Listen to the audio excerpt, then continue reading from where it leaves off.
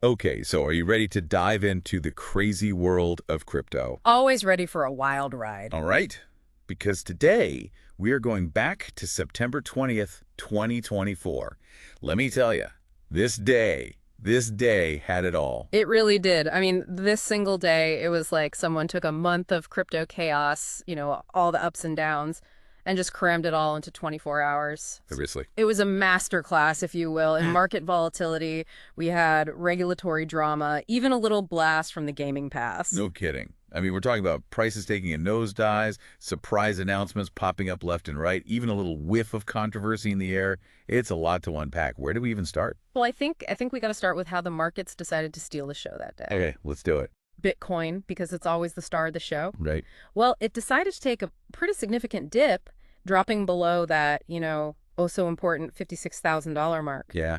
Yeah, and I remember watching those numbers just fall. And if I'm remembering right, it bottomed out around 55, 500, somewhere in there, right? You're exactly right. And let me tell you, that's enough to make even the most seasoned crypto investors sweat just a little bit. Oh, yeah, absolutely. But here's where things get really interesting.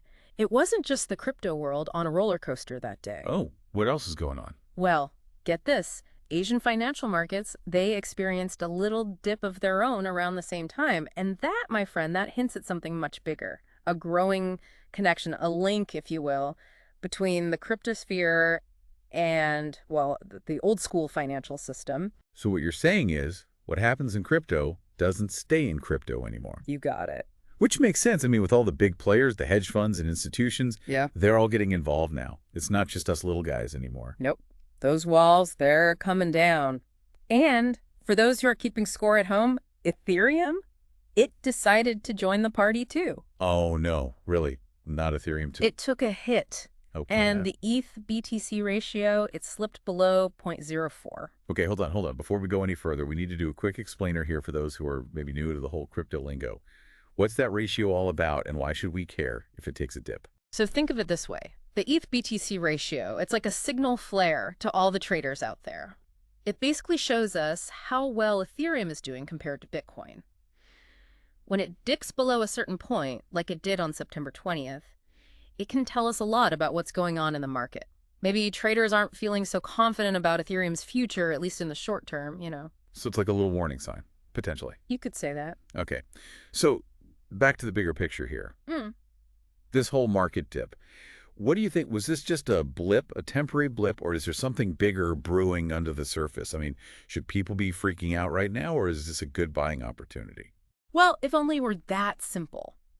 Unfortunately, the truth is Bitcoin is known for these wild price swings. It's always been like this. So the real key, the thing we have to understand, is the why. Why did it dip? Are we seeing like a fundamental shift in how the market values crypto? Or is this just a knee-jerk reaction to everything else going on? Things like those interest rate speculations or, global economic jitters, that kind of thing. And, I was just reading an article the other day, and Analysts will be debating that question for weeks to come. yeah. Yeah. So no easy answers there. Nope. But it's a good reminder that context is everything in the crypto world. Couldn't agree more. And speaking of context, we've got to talk about MicroStrategy. They made a huge EE move. I mean, a really big move, right in the middle of all this market turmoil. Bold move for sure. Bold is maybe an understatement. Seriously. They issued, get this, $700 million in bonds. I remember when this happened. Not to invest in some new tech or expand their business or anything like that. No, $700 million in bonds to buy more Bitcoin. It's like they looked at the market, tanking like it was and said, you know what? It's time to double down. That's exactly what it was. And you see, this is about way more than just one company, all right? MicroStrategy, they're kind of like a leader in the space, and a lot of institutional investors, they watch them. So when MicroStrategy continues to put their faith in Bitcoin, even when things are a bit shaky, it sends a signal. It tells those other investors that Bitcoin's still a good long-term investment. And that's where this whole idea of whale movements comes into play. Okay, whale movements. You're going to have to break that one down for me. I'm intrigued. Okay, so picture this. You have this whale, right? And it's splashing around in a small pond. What's going to happen? Going to make some waves. Huge waves. Exactly. That's kind of what happens when you have a big player like MicroStrategy. When they make a big move in the crypto market, it creates these huge ripples. It influences other investors. It might even, well, it often does, affect the price of Bitcoin itself. So is MicroStrategy basically saying, we're all in on Bitcoin, even if it takes us down, and everyone else is just trying to decide if they're going to jump in the water too? That's one way to look at it. Talk about high stakes. But it kind of feeds into that debate that's always happening, right? Is Bitcoin more like a safe haven asset? Is it like digital gold?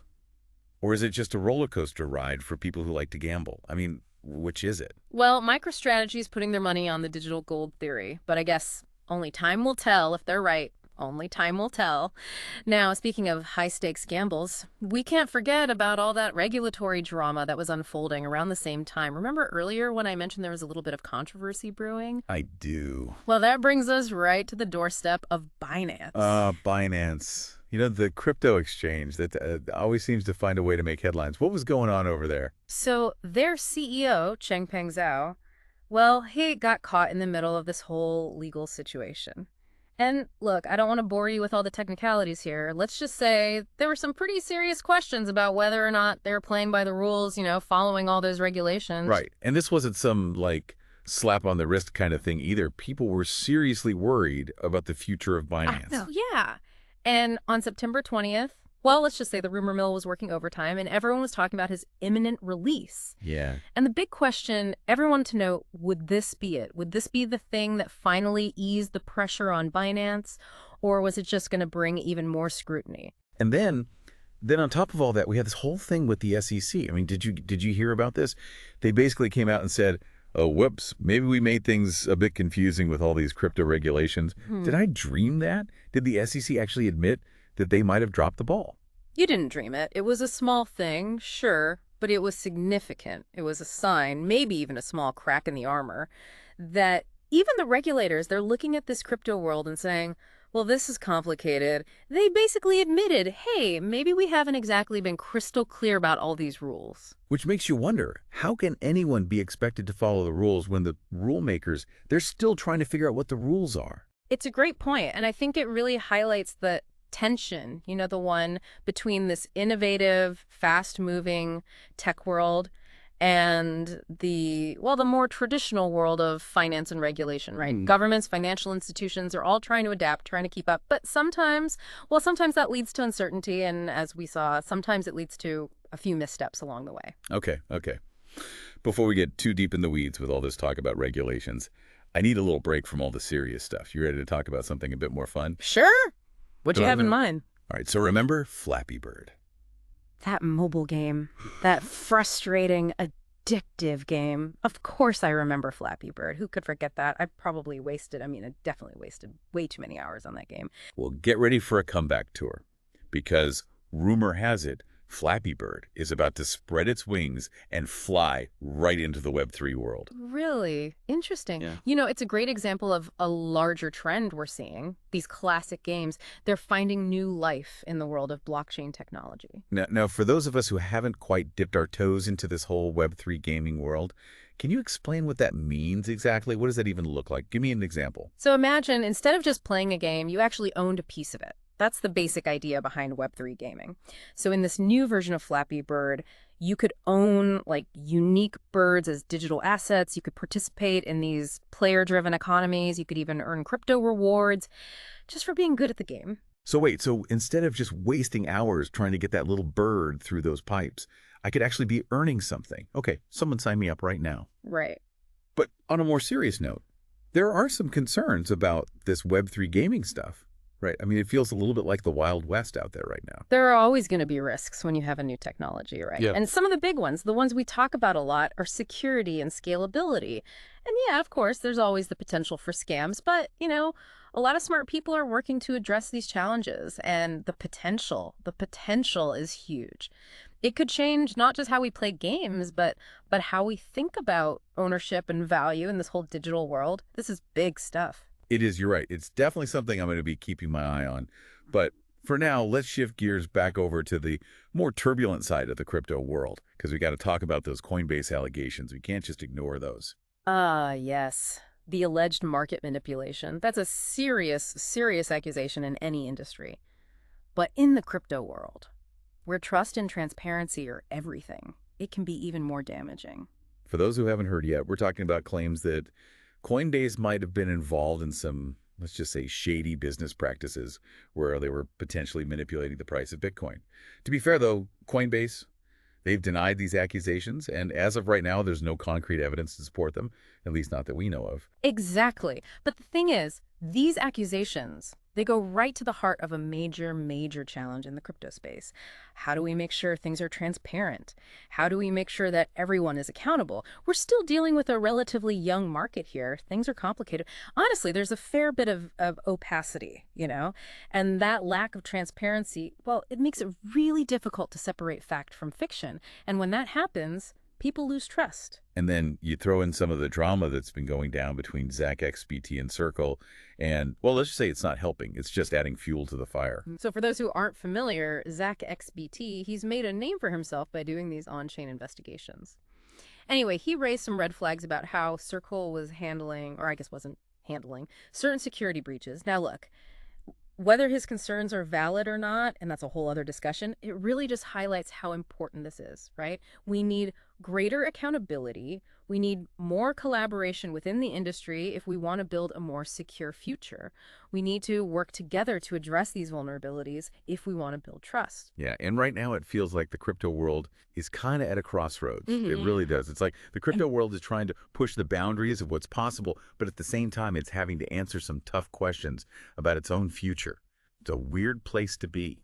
Yeah, it's a tough balancing act, that's for sure. How do you hold on to that decentralized, innovative spirit that makes crypto so exciting in the first place? But at the same time, you're trying to build something that's stable, something that people can trust, something that actually works with the rest of the financial world. There's no easy answer to that. No easy answers. And it's a question that's going to be debated for years to come, I'm sure. But if we had to pick just one thing, just one takeaway from everything we've talked about today, the market crashes, MicroStrategy's big bet, the regulations, all that stuff, even Flappy Bird making a comeback. What do you think is going to have the biggest long-term impact? What's going to matter most in the long run? Oh man, that's a tough one. But if I had to choose, I think I'd go with the whole traditional finance world merging with crypto. Those lines, they are definitely blurring. Like we were talking about earlier, you've got these institutional investors, they're starting to test the waters, they're dipping their toes into the crypto pool, and the regulators, they're playing catch up, trying to figure out how all this fits into their world. So what does that mean for the average person? Someone who's just now starting to learn about crypto. What does it mean for them? It means buckle up, because things are about to get even more interesting. Crypto, it's becoming a bigger part of the global financial system every day. And that could mean more stability down the road. It could mean that crypto finally gets accepted by the mainstream. But it could also mean that the stakes are about to get a whole lot higher. So, to sum it all up, it's a wild ride, this crypto world, but hey, that's part of the appeal, right? Absolutely. And I think September 20th, 2024 was a perfect example of that. You just never know what's going to happen next. You never do. But that's what makes it fun.